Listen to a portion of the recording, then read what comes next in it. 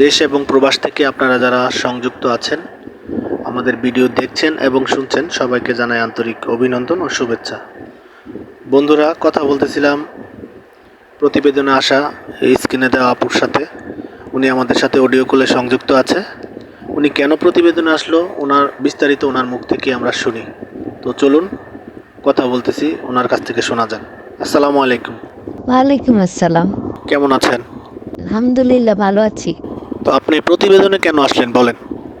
প্রতিবেদনে আসছি ভাইয়া ভালো একটা মনের মানুষের জন্য। কেমন ভালো চান আপনি? বয়স একটু বেশি হলেও আমার সমস্যা নাই। উনি যদি মেরিট হয় তাও আমার কোনো সমস্যা নেই। বিবাহিত হলেও আপনার সমস্যা নেই। আচ্ছা, আপনি এখন কোথায় থাকেন বা কার কাছে থাকেন? আমার বাবা মা নাই, আমি চাচার কাছে থাকি। তো এখন কিছু করেননি আপনি? একটু টুকিটাকি কাঁথা সেলাই করতে পারি, ওইগুলা করি। হাতের কাজ পারেন? আচ্ছা, ঠিক আছে। আপনি কি কোরআন পড়তে পারেন, নামাজ পড়তে পারেন? হ্যাঁ, কুরআন শরীফ নামাজ সবই পারি। আচ্ছা, তো এখন আমি বিস্তারিত আপনার সম্পর্কে আমার অডিয়েন্সদেরকে বলি।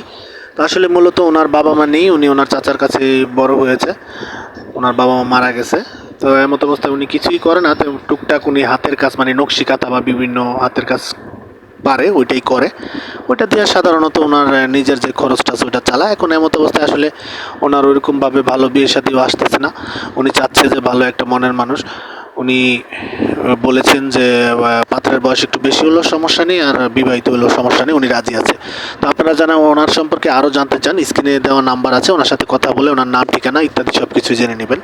আর আমরা ইউটিউবের নিয়মকানুন মানতে গিয়ে ওনার নাম এবং ঠিকানা বলতে পারছি না।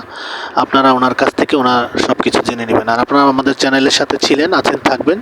ভিডিওটি যদি আপনাদের ভালো লেগে থাকে, একটি লাইক, একটি কমেন্ট, শেয়ার করতে বলবেন না।